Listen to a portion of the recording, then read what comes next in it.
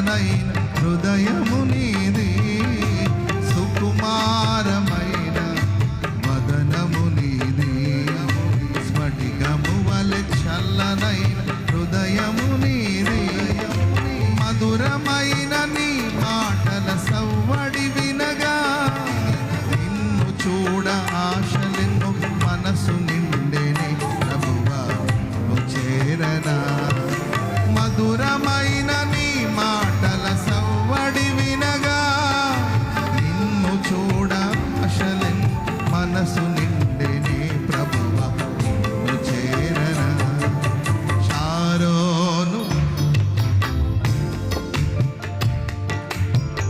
లోయలలో పుట్టిన వల్లే పద్మములై, షారోను వనములో పూసిన పుష్పమై,